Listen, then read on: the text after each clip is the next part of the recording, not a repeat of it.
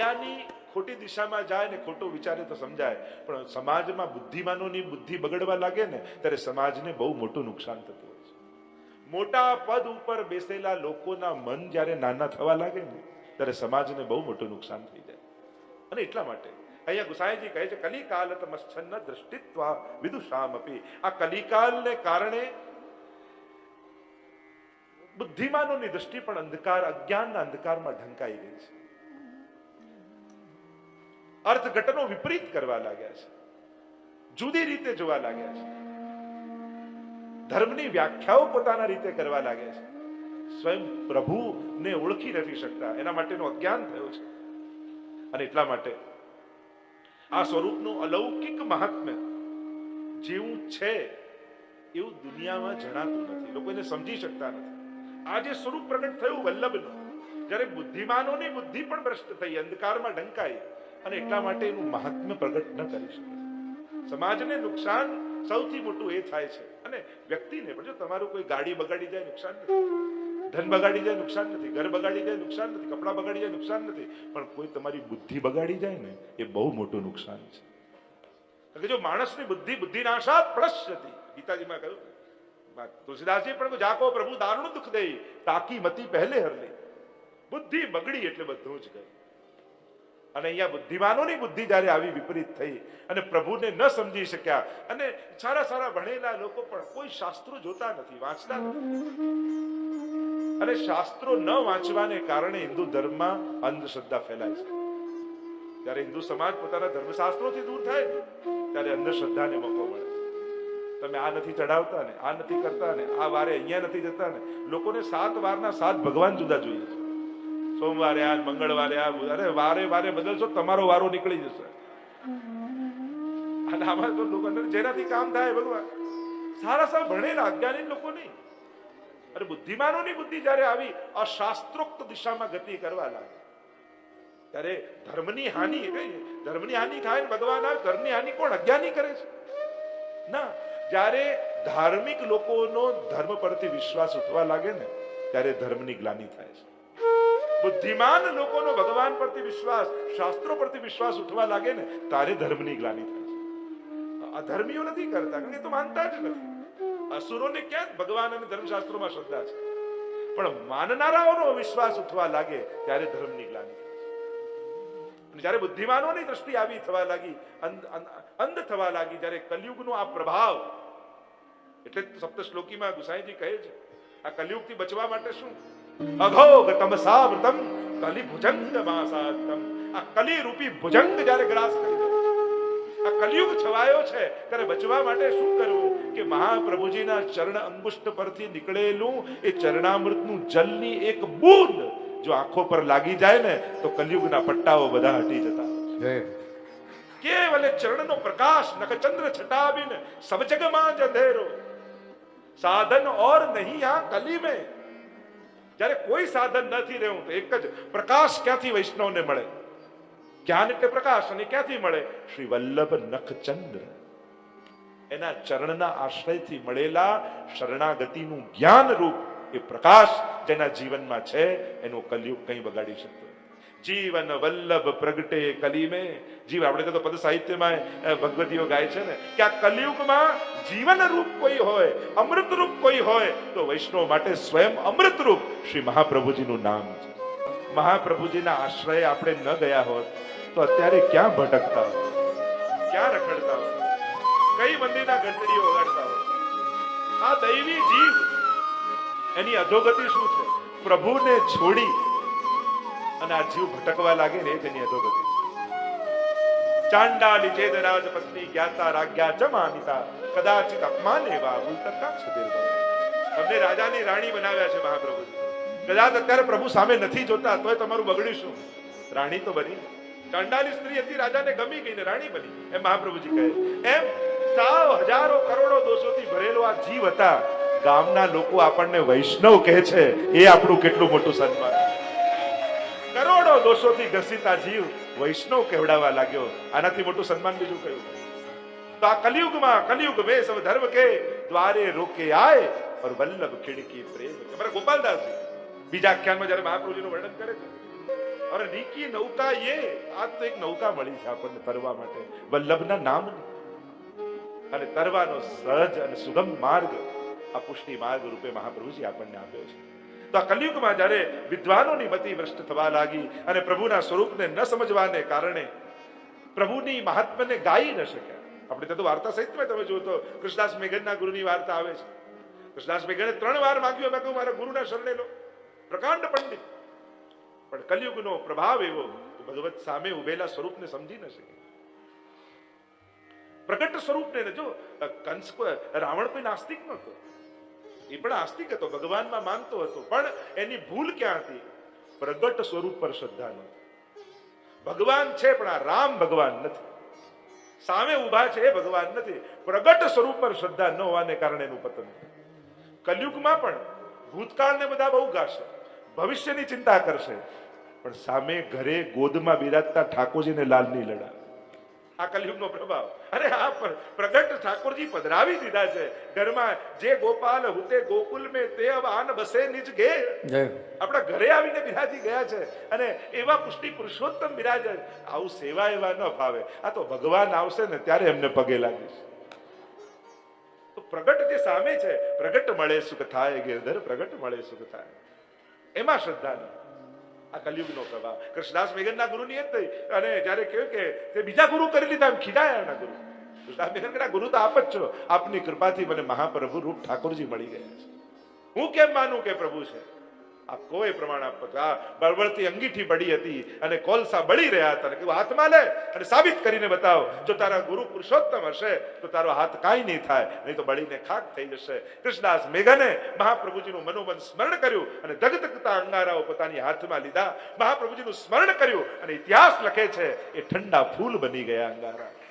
અને પ્રમાણ કરીને બતાવ્યું કે જેના શરણે ગયો છું એ કોઈ સાધારણ નથી. એ તો જે ગોપાલ હોતે ગોકુલ મેં એન મેન વ્રજરાજ ઉછંગે શ્રીમદ વલ્લભ રૂપ સુરંગે. એ જ પ્રભુ પોતે પધારે છે. આમ વિદ્વાનોની અનેક આપણે તો વાર્તા સાહિત્યમાં તો અનેક ઘટ સરસ્વતીની વાર્તા આવે છે. ગઢામાં સરસ્વતીને પૂરી રાખતો, અને શાસ્ત્રાર્થ થાય ને કોઈ વિદ્વાન સાથે એટલે અડધા શાસ્ત્રમાં સરસ્વતીને બહાર પ્રગટાવે, અને સરસ્વતીજી પોતે કે આ સાચો છે સામેવાળો ખોટો, એમ કરીને શાસ્ત્રાર્થ જીતીને આવે. મહાપ્રભુજી જોડે શાસ્ત્રાર્થ કરવા આવ્યો ઉજ્જૈનમાં, અને શાસ્ત્રાર્થ ચાલ્યો હારવા લાગ્યો ઘટ સરસ્વતી. એને થયું કે હમણાં સરસ્વતીજી બહાર આવશે, હમણાં બહાર આવશે, હમણાં બોલશે, અને હારી ગયો. અને સરસ્વતીજી બહાર આવીને બોલ્યા. ઘરે લઈને આવ્યો એટલામાં સરસ્વતીજી પ્રગટ થયા, અને ત્યાં પેલો પ્રશ્ન કરે છે કે અરે માં, આ દર વખતે આપ બોલતા અને મને જીતાડતા, મારું સમર્થન કરતા, આજે બોલ્યા કેમ? સરસ્વતીજીએ કહ્યું જેટલા વિદ્વાનો છે એ બધા મારા બાળકો છે, પુત્રો છે, અને પુત્રોની આગળ માં બોલી શકે, પણ સામે પતિ બેઠો હોય તો મારાથી કેમ બોલાય? બોલો વાક પતયે નમઃ, વાક પતયે નમઃ. તો વાણીના નાથ, સરસ્વતીના નાથ બેઠા હોય, મારાથી કેમ બોલાય? એકવાર 100 બ્રાહ્મણો વિદ્વાનો ભેગા થઈને આવ્યા મહાપ્રભુજી પાસે, અને થયું કે એક એક કરીને પ્રશ્ન કરીએ છીએ ને તો જવાબ આપી દે છે. આપણે 100 જણા એક સાથે પ્રશ્ન કરીશું. 100 જણા એક સાથે પ્રશ્ન કર્યો, અને મહાપ્રભુજી એવો પ્રભાવ બતાવ્યો, એક જ ક્ષણમાં 100 જણાને મહાપ્રભુજી ઉત્તર આપી દીધો, અને બધા જ નતમસ્તક થઈ દંડવત કરીને ચાલવા લાગ્યા. પત્રાવલંબ નામનો ગ્રંથ લખ્યો મહાપ્રભુજીએ, અને મહાદેવના મંદિરમાં લગાવી દીધો, અને કહ્યું કે જેને પ્રશ્ન થાય પહેલા એ વાંચી લો, પછી કોઈ પ્રશ્ન રહે તો શાસ્ત્રાર્થ કરવા. તો જ્યારે વિદ્વાનોની મતિ પણ આવી થઈ છે, અંધકારમાં, અજ્ઞાનના અંધકારમાં કૃપાઈ છે, તો પ્રભુના મહાત્માને જાણી શકતા નથી. અને ત્યારે પ્રભુને એમ થયું કે હવે મારા મહાત્માને કોણ પ્રગટ કરે, કઈ રીતે પ્રગટ કરીએ? અને ત્યારે પ્રભુને આવી દયા કે જ્યારે વિદ્વાનો પણ ધર્મશાસ્ત્રને ભગવત સ્વરૂપને નથી સમજી શકતા, તો મારે જ પોતે ભૂતલ પર જઈ અને મારા મહાત્માને પ્રગટ કરવું પડશે. અને એટલે 3જા શ્લોકમાં ગુસાઈજી આજ્ઞા કરે છે, દયા નિજ મહાત્મ્યમ કરિષ્યન પ્રગટમ હરિ. જ્યારે પોતાનું મહાત્મ્ય પ્રગટ કરવા કોઈને સમર્થ ન જોયા, કારણ કે ભગવાનને સમજાવવા માટે સામર્થ્યવાન કોઈને ન જોયા, અને ત્યારે પ્રભુને આવી દયા, મારી દૈવી સૃષ્ટિ જો મારા મહાત્માને જાણશે નહીં તો અન્યથા એની ગતિ થઈ જશે. અને દૈવી જીવ જ્યારે અન્યથા ગતિ કરશે તો સૌથી મોટું દુઃખ મને થશે કે મારો જીવ ગમે ત્યાં ભટકી રહ્યો. અને એ વિચાર કરીને દયા આવી પોતાના દૈવીજનો ઉપર, અને ત્યારે પોતાનું મહાત્મ્ય પ્રગટ કરવા માટે ઠાકોરજીએ પોતાના મુખારવિંદના સ્વરૂપને પ્રગટ કર્યું. શ્રી કૃષ્ણાસ્ય આસ્ય એટલે મુખારવિંદ, વાણ્યા યદા તદા સ્વાસ્યમ પ્રાદુર્ભૂતમ ચકારહી, અને પોતાના મહાત્માને પ્રગટ કરવા સ્વયંના મુખારવિંદને અહીંયા ઠાકોરજીએ પ્રગટ કર્યું. અને આ સાક્ષાત વલ્લભ એ ઠાકોરજીના મુખારવિંદનું સ્વરૂપ છે. વદના અવતાર કહીએ છીએ. વદના અવતાર એટલે મુખારવિંદનો અવતાર, સાક્ષાત મુખ છે. અને એટલા માટે ભગવદ મુખારવિંદમાં જે જે ધર્મ બિરાજે છે એ બધા જ ધર્મો શ્રી મહાપ્રભુજીમાં પણ બિરાજે છે. એમ કહી આગળના શ્લોકમાં સર્વોત્તમ સ્તોત્રને સમજાવતા ચોથા શ્લોકમાં આજ્ઞા કરી છે. તદુક્તમ અપી દુર્બોધમ સુબોધમ સ્યાદ્યથા તથા તન્નામાષ્ટોત્તરશતમ પ્રવક્ષ્યામ્યખિલાગૃત. અને અહીંયા ગુસાઈજી આજ્ઞા કરે છે તદુક્તમ અપી દુર્બોધમ, ભગવત મુખારવિંદનું સ્વરૂપ પ્રગટ થયું અને એમણે ભગવત મહાત્મ્યને સમજાવ્યું.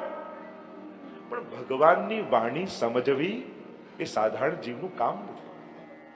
ભગવતના મુખારવિંદમાં સરસ્વતી બિરાજમાન છે એટલે કહ્યું તદુક્તમ અપી દુર્બોધમ. એમનું કહેલું સરળ નથી, સહજ નથી, દુર્બોધ છે. શ્રી મહાપ્રભુજીની વાણીને કોણ સમજી શકે? અને એ વાણીને સમજાવવા માટે તદુક્તમ અપી દુર્બોધમ સુબોધમ સાધ્યતા તથા, અને એ સરળતાથી સહેલાઈથી સમજાય એ માટે તન્નામાષ્ટોત્તરશતમ, એમના 108 નામ પ્રવક્ષ્યામ્ય ખિલાદરત, સર્વ પાપોને નાશ કરનારા એવા 108 નામને હું કહું છું. એનાથી શું થશે? આ 108 નામ જપવાથી, આ પાઠ કરવાથી થશે શું? તો આગળ કહેતા આજ્ઞા કરતા ગુસાઈજી કહે છે વિનિયોગો ભક્તિ યોગ પ્રતિબંધ વિનાશ. ભક્તિમાં આવતા સર્વ પ્રતિબંધોનો નાશ કરવા માટે આનો વિનિયોગ છે. તમને એમ થાય કે મારે સેવા કરવી છે, પાઠ કરવા છે, પણ હજી લૌકિકમાં પ્રતિબંધ છે, હજી એવો ભાવ જાગતો નથી. પ્રતિબંધો પણ અનેક પ્રકારના હોય, જીવકૃત, ભગવતકૃત, અને એમાં પણ સાંસારિક સ્વભાવના પ્રતિબંધ હોય, સંજોગોના પ્રતિબંધ હોય, સંસારના પ્રતિબંધ હોય, સાધનોના પ્રતિબંધ હોય. પ્રતિબંધ તો કેટલા પ્રકારના હોય. કોઈ બીજા જ નડે જરૂરી નથી. આપણે આપણી જાતને જેટલા નડતા હોઈએ છીએ ને એટલું તો કોઈ નથી નડતું. ઘણાને એમ થાય કે બીજા જ નડે. બીજા સૌથી વધારે આપણને ભક્તિ કરવામાં માણસ પોતે જ પોતાને નડતો હોય. જો તમારા મનમાં નિર્ધાર છે તો તમે ગમે તેવા વિપરીત સંજોગોમાં પણ ભક્તિ કરી શકો. શું અત્યારે એવો સમય છે કે તમે કંઠી પહેરો તો કોઈ ગળું કાપી નાખે? શું અત્યારે એવો સમય છે તિલક કરો તો કોઈ ગળું કાપી નાખે? સેવા કરો તમને ઘરમાંથી કાઢી મૂકે? કોઈ એવો સમય છે? બધું અનુકૂળ છે. તો લોકોએ ગળું કાપી નાખે એવા સમયમાં પણ કંઠી પહેરી રાખી છે. અને આપણે અત્યારે બધું અનુકૂળતા છે, છતાંય ક્યાંક આપણો જ પ્રમાદ છે. અને એટલા માટે નિશ્ચયના મહેલમાં વસે મારો વાલો. નિશ્ચય જ્યાં નથી, દ્રઢતા નથી, જ્યાં અનુરાગ સાથેનો આશ્રય નથી, ત્યાં પછી મન વિચલિત થવાના હજારો સંજોગો છે. આમ છે એટલે નહીં, આમ છે, આ બધી ક્યાંક આપણી માનસિક કલ્પનાઓ છે. કરવું જ છે તો આજે પણ લોકો છુપાવીને કબાટમાં રાખીને ઠાકોરની સેવા કરે. ઘરમાં કોઈને ખબર નથી તોય કરે. જેને કરવું જ જોઈએ તો એને ગમે ત્યાંથી રસ્તાઓ મળી જાય છે. પણ સંજોગો સારા થવાની રાહમાં જે બેઠા હોય ને, જો કરવા લાગશો ને તો ઠાકોરજી બધું ગોઠવી દેશે. પણ બધું થાય પછી કરવું તેવું ક્યારેય નહીં થાય.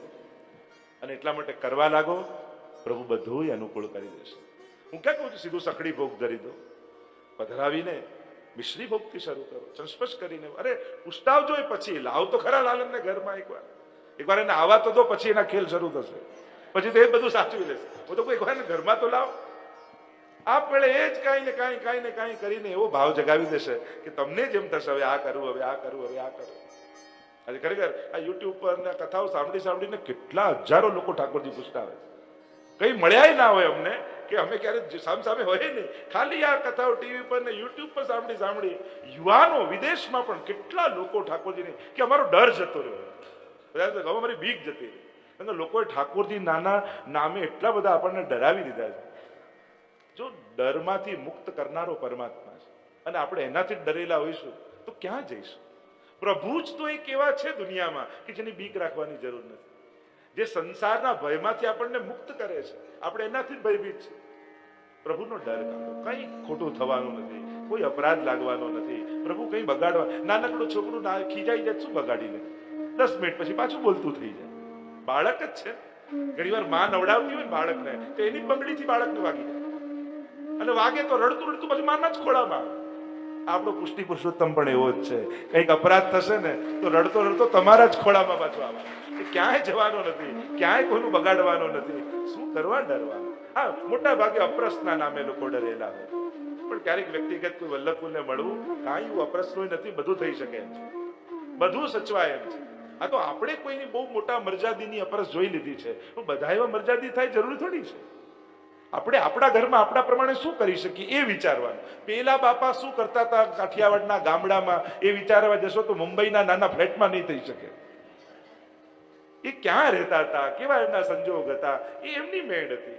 તમારી મેળ તમારા પ્રમાણે હોય. મુખ્ય વસ્તુ મેળ શેના માટે હતી? ઠાકોરજી માટે. મુખ્ય તો ઠાકોરજી જ છે ને, એમના માટે આ બધું હતું. તો તમારા પ્રમાણે તમારું હશે, એમના પ્રમાણે એમનું હશે. એટલે એમનું જોઈને તમારું ન મૂકી દેતું. હા, એમના જેવું ના થઈ શકે, હું સ્વીકારું ના થઈ શકે, એટલે શું ઠાકોરજીની સેવા નહીં કરવાની? નહીં, તો આચાર વિચાર છે. સેવા એ પોતાનો જુદો પક્ષ છે. સેવા માટે આચાર વિચાર છે, પણ આચાર વિચારના બીકે સેવા મૂકી દેવી. અને હવે નહીં કરો તો ક્યારે કરશો? મારો પ્રશ્ન એ છે, હવે ક્યારે? શરીર ચાલતું બંધ થઈ જશે, પછી હાથ પગ ચાલતા બંધ થઈ જશે, નીચે બેસી નહીં શકાય, બોલી નહીં શકાય, સાંભળી નહીં શકાય, પછી આ બધું કરશો? કથા સેવા પુષ્ટિ માર્ગમાં આવીને વંચિત રહી જશો ને તો ક્યાંક છેલ્લી ઘડી અફસોસ થશે કે ઠાકોરજીએ બધા સંજોગ આપેલા અને ખોટી ખોટી બીક રાખીને હું સેવા ન કરી શકું. અનુકૂળતા બધું પ્રભુ જ કરી આપે, એ જ કરતા હોય છે. તો જે ચર્ચા વિનિયોગો ભક્તિ યોગ પ્રતિબંધ વિનાશને કૃષ્ણાધરામૃતા સ્વાદ સિદ્ધિ રત્ર, જે રાસનું ફળ કૃષ્ણાધરામૃત છે ને એ ફળ સર્વોત્તમ સ્તોત્રના પાઠનું છે. એ પરમ સુધાનું પાન જે રાસમાં ફલ રૂપે મળે છે એ જ સુધારૂપ મહાપ્રભુજી છે. એટલે મહાપ્રભુજીના નામના જપથી પણ એ જ સુધાની પ્રાપ્તિ થાય છે, એવું મહાત્મ્ય કહ્યું છે. અને એટલા માટે આપણા ભગવદીઓ કહે સર્વોત્તમ રસપાન કરીએ, સર્વોત્તમ રસપાન. અને આમ 6 શ્લોકમાં મહાત્મ્યનું દર્શન કરાવીને કહ્યું કૃષ્ણાધરામૃતા સ્વાદ સિદ્ધિ રત્ર ન સંશય. એ જ અધરામૃતની પ્રાપ્તિ થશે. આ અધરામૃત રૂપ છે, એમાં કોઈ સંશય નહીં. કારણ કે અપ્રાકૃત સ્વરૂપનું આ ગુણગાન છે, એ પણ અપ્રાકૃત છે. આના એક એક અક્ષર એ લૌકિક અક્ષર જેવા નથી, એ વેદ મંત્રો જેવા પરમ અલૌકિક છે. એટલે એને સાધારણ પણ નહીં જાણવું. આપણે ત્યાં જયારે પાઠ કરતા હોઈએ, વાંચીને કરતા હોઈએ, ત્યારે એમાં પણ શ્રી વલ્લભનું સ્વરૂપ જોઈને પાઠ કરવો.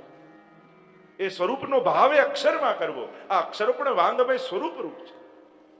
આપણે તો મહાપ્રભુજી જયારે પધારતા હતા નિજવાર્તા ગરુવાર્તામાં એવો પ્રસંગ આવે છે કે ત્યારે પ્રશ્ન કર્યો કે આપ જયારે પ્રગટ સ્વરૂપે ભૂતલ પર ન બિરાજતા હો ત્યારે અમને આપનો અનુભવ કઈ રીતે થાય, શેમાં થાય? અને ત્યારે મહાપ્રભુજી આજ્ઞા કરી કે હું પ્રગટ રૂપે ન દેખાઉં ત્યારે પણ આટલા સ્વરૂપમાં હું કાયમ ભૂતલ ઉપર બિરાજું છું. અને આમાંથી કોઈ એક તત્વનો પણ આશ્રય કરશે ને એને સાક્ષાત મારો અનુભવ થશે. અને ત્યારે મહાપુરુષજીએ પોતાના પ્રગટ સ્વરૂપોને સમજાવતા કહ્યું કે હું મારી બેઠકજીમાં પ્રગટ સ્વરૂપે બિરાજું છું, હું મારા ગ્રંથોમાં પ્રગટ સ્વરૂપે બિરાજું છું, હું મારી પાદુકાજીમાં પ્રગટ સ્વરૂપે બિરાજું છું, હું માલાજીમાં પ્રગટ સ્વરૂપે બિરાજું છું, હું ભાગવતજીમાં પ્રગટ સ્વરૂપે બિરાજું છું, હું મારા વંશમાં મારા પ્રગટ સ્વરૂપે બિરાજું છું. આમ આટલા સ્વરૂપે ભૂતલ ઉપર હું સદાય પ્રગટ સ્વરૂપે છું. આમાંથી એક સ્વરૂપનો પણ આશ્રય કરશે એને સાક્ષાત મારો અનુભવ થશે. તો હસ્તાક્ષરમાં પણ શ્રી મહાપ્રભુ દોડવાની યમુનાજીમાં વલ્લભ ગિરિરાજમાં વૈષ્ણવ ગાતા હોય છે. શ્રી મહાપ્રભુજી ક્યાં ક્યાં છે, કયા કયા સ્વરૂપે બિરાજે છે. અને આજે પણ એ શ્રી વલ્લભને, કારણ કે સબન તે શ્રી વલ્લભ નામ ભલો, યાહી મે યમુના યાહી મે ગોકુલ યાહી મે બ્રજમંડલો, સબન તે શ્રી વલ્લભ નામ ભલો. એમ સમસ્ત નામોમાં મહાપ્રભુજી જ્યારે બિરાજે છે ત્યારે અમારા ભગવદીઓ ગાન કરતા એમ કહે છે અનેક સ્વરૂપે મહાપ્રભુજી સર્વમાં, કારણ કે આ સમગ્ર પુષ્ટિ સૃષ્ટિ શ્રી મહાપ્રભુજી દ્વારા પ્રગટ થઈ.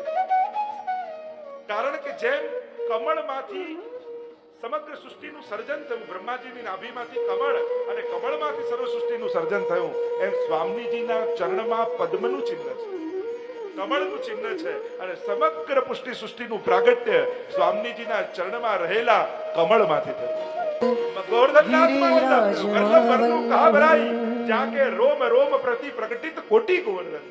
અષ્ટાક્ષરમાં પંચાક્ષરમાં શ્રી વલ્લભ એટલે આપણે જયારે આશ્રયનું પદ ગાઈએ, દ્રઢ ચરણ કેરો ભરોસો, 13 અક્ષર થાય. દ્રઢ ચરણ તો ગણો તો અષ્ટાક્ષરના 8 અને પંચાક્ષરના 5, આ કરો તો થાય 13. અને આ બંને મંત્રો શ્રી વલ્લભના ચરણના આશ્રયથી સિદ્ધ થાય. તો આમ એ અધરામૃત રૂપ શ્રી વલ્લભના નામ છે. મુખ્ય 3 નામ સર્વોત્તમ સ્તોત્રમાં જે પ્રથમ 3 નામ કહેવાય છે, રૂપમ તત્ત્રિતયાત્મકમ પરમ વિધેયમ સદા વલ્લભમ. આ ત્રિતયાત્મક સ્વરૂપનું દર્શન કરાવનારા મુખ્ય 3 નામ. બાકી 35 નામ આ 3 નામના સહાયક છે. 35 દુ અને એમાં 35 ઉમેરો તો 105, અને આ 3 નામ ઉમેરી દો તો થયા 108. 3 નામને સહાયક 35 નામો કહેવાય. અને એટલા માટે રૂપમ તત્ત્રિતયાત્મકમ સર્વોત્તમ સ્તોત્રમાં પણ આ ત્રિતયાત્મક સ્વરૂપને સંલગ્ન સંબંધી 35 નામ કહેવાય. સંક્ષિપ્તમાં જો આ 3 નામને સમજી લઈએ તો પાછળના બધા જ 105 નામ આપણને સમજમાં આવે. અને પહેલું નામ કહેતા બોલો આનંદાય નમઃ, આનંદાય નમઃ, આનંદાય નમઃ, આનંદાય નમઃ, આનંદાય નમઃ, આનંદાય નમઃ. પહેલું નામ મહાપ્રભુજીનું કહ્યું આનંદાય. આનંદ રૂપ, આનંદ, આનંદ રૂપ પ્રભુ છે એમ કહીને પહેલા પ્રતિપાદિત કર્યું કે આનંદ તો કોણ શાસ્ત્રોમાં કહ્યું કે આ પોતે બ્રહ્મ છે. ભગવદ રૂપ પહેલું નામ છે. સાક્ષાત કૃષ્ણ રૂપ, કારણ કે કૃષ્ણ શબ્દની વ્યાખ્યા શાસ્ત્રોમાં કરી. કૃષ્ણ ભુવાચકો શબ્દ ણશ્ચ નિવૃત્તિવાચક તયોરૈક્ય પરબ્રહ્મ કૃષ્ણ ઇત્યભિધીયતે. કૃષ્ણ શબ્દનું ડેફિનેશન, એની વ્યાખ્યા શાસ્ત્રોમાં કહે છે કૃષ્ણ ભુવાચક શબ્દ, ભૂ સત્તાયામ, અને અણ આનંદવાચક, એટલે જેની સર્વત્ર આનંદ રૂપ સત્તા છે એ જ કૃષ્ણ છે. વેદમાં ઈશ્વરને આનંદ રૂપ કહ્યો, એટલે મહાપ્રભુજીને ઈશ્વર રૂપ બતાવવા માટે, પરબ્રહ્મ રૂપ બતાવવા માટે પહેલું નામ આનંદાય નમઃ કહ્યું. આ એ જ પ્રભુ સાહેન બેન વ્રજરાજ ઉછંગે, એ જ પ્રભુ પોતે પધાર્યા છે. એટલે જ વેદમાં બ્રહ્મની વ્યાખ્યા કરી છે આનંદ માત્ર કરપાદ મુખોદરાદિ. બ્રહ્મનું સ્વરૂપ કેવું છે? આનંદ માત્ર કર પાદ મુખ ઉદર આદિ, એટલે કે જે સર્વાંગ આનંદમય છે એ જ બ્રહ્મ છે. જેમાં આનંદ સિવાય બીજું કાંઈ નથી. એને આનંદ કહો, રસ કહો કે કૃષ્ણ કહો અથવા પ્રેમ કહો, આ ચારે સમાનાર્થી શબ્દ છે. ક્યાંક એને રસરૂપ કહેવાયો, રસોઈસહ, ક્યાંક એને આનંદ રૂપ કહેવાયો, ક્યાંક એને કૃષ્ણ રૂપ કહેવાયો, ક્યાંક એને પ્રેમ રૂપ કહેવાય. પ્રેમ હરિ કો રૂપ હૈ ત્યો હરિ પ્રેમ સ્વરૂપ, એક હોય દ્વય યો લસે જો સૂરજ અરુધૂપ. પ્રેમ રૂપ છે. અને એટલા માટે બ્રહ્મ આનંદ. એટલે તો તમે જયારે નંદ મહોત્સવ કરતા હો ત્યારે શું કહો? નંદ ઘેર આનંદ ભયો. કેમ આનંદ ભયો કહો છો? કારણ કે આ પોતે ઈશ્વર આવ્યો છે. અને ઈશ્વર કયા નામે આવ્યો? તો કે જય કનૈયા લાલ કી. કનૈયા નામ. પણ આવ્યો છે કોણ? કનૈયો નથી આવ્યો. આવ્યો છે વેદમાં જે પરબ્રહ્મને આનંદ માત્ર કરપાદ મુખોદરાદિ, એ પરમાનંદ આનંદ રૂપ જે કહેવાયો છે, એ આનંદ પોતે કૃષ્ણ રૂપે નંદ બાબાના ઘરે પ્રગટ થયો. અને એટલે કહીએ નંદ ઘેર આનંદ ભયો. એટલે આનંદ મહોત્સવ કહેવાય છે, આનંદનો મહોત્સવ કહેવાય છે. પછી એ કયા નામે? તો કે જય કનૈયા લાલ કી. આ કૃષ્ણ નામે આવ્યો છે. જયારે નામકરણ કરી રહ્યા છે ગર્ગજી, અને ત્યારે નામ પાડતા કહે છે કે આ તો અનેક યુગોમાં અનેક રૂપ ધારણ કરીને અનેક નામો સાથે આવે છે, પણ આને જોતા મારું મન એની તરફ ખેંચાય છે, એટલે કરશતી કૃષ્ણ, એનું નામ હું કૃષ્ણ રાખું છું. અને એટલા માટે નંદ ઘેર આનંદ ભયો. અને એટલા માટે નંદ બાબાના ઘરે આનંદ રૂપ પરમાત્મા જે પ્રગટ થયા, એ જ પરમાત્મા લક્ષ્મણ ભટ્ટજીના ઘરે પુત્ર રૂપે આવ્યા છે. એટલે પહેલું નામ કયું? આનંદાય નમઃ. એનામાં ને આનામાં કોઈ ભેદ નથી. એ જ રૂપ, એ જ સ્વરૂપે આ પોતે આવ્યા છે. અને એનું પ્રતિપાદન અનેક રૂપે સપ્તશ્લોકીમાં, વલ્લભાષ્ટકમાં અને સર્વોત્તમ સ્તોત્રમાં પણ અનેક રૂપે કરવામાં આવ્યું કે એ બંને રૂપમાં કોઈ ભેદ નથી. આપણે ત્યાં તો કહ્યું કે ઠાકોરજીને વલ્લભમાં ભેદ જાણે એને આસુરી જાણે, ઉલટાને એનાથી અધિક કરીને જાણે. કમલાજીને પૂછું કે શું કરીને જાણો છો પ્રભુને? અને ત્યારે કહ્યું કે દાન બડો કે દાતા, દાન મોટો કે દાતા. અને કહ્યું કે દાન તો શ્રીનાથજી છે, દાન પોતે ક્યાંય જઈ ન શકે, મોટો તો દાતા છે જે આપે છે. એમ શ્રીનાથજી રૂપ દાન અમને જેને આપ્યા, એ મહાપ્રભુ અમારા માટે દાતા છે. એટલે ઠાકોરજી પ્રભુ અને વલ્લભ એ અમારા માટે મહાપ્રભુ છે. જે પ્રભુને પણ આપવા સમર્થ હોય એ જ મહાપ્રભુ હોય છે. જો હું તમને પ્રશ્ન કરું ફરી આજે 500 વર્ષ પછી આ જ પ્રશ્ન તમને કરવામાં આવે કે તમે વલ્લભને શું કરીને જાણો છો, તો આપણો શું જવાબ? ચોપડીમાં લખેલું કહી દઈએ જુદી વાત છે, પણ આ દિલે એને સ્વીકાર્યું છે કે એના બંનેમાં યેહી તેહી તેહી એહી કછું ન સમજે. શું આપણા હૃદયે સ્વીકાર્યું છે? આપણે તો ચોપડી લખેલું છે ગુસાઈજી દમલાજી જવાબ આપ્યો કહી દઈએ, પણ એ તો દમલાજીનો જવાબ છે. તમારો જવાબ શું છે? આજે 500 વર્ષ બાદ એ જ શ્રદ્ધા એ જ કંઠીને એ જ મંત્ર લઈને બેસેલા આપણે શું એ કહી શકીએ છીએ કે પ્રભુથી પણ અધિક કરીને મહાપ્રભુજીને જાણું છું? કારણ મને પ્રભુને આપનારા મારા મહાપ્રભુ છે. પ્રભુ તો એમને વશ છે, એણે કૃપા કરીને મને આપ્યા છે. તો એ આનંદાય નમઃ. બીજું નામ આપ્યું પરમાનંદાય નમઃ. પરમાનંદાય નમઃ. પરમાનંદાય નમઃ. પરમાનંદાય નમઃ. પરમાનંદાય નમઃ. પરમાનંદાય નમઃ. આનંદ રૂપ પરમાત્મા, પણ આનંદને માણે ને એ પરમાનંદી થાય. તો આનંદ રૂપ કૃષ્ણને માણે છે કોણ? તો કે સ્વામીની છે.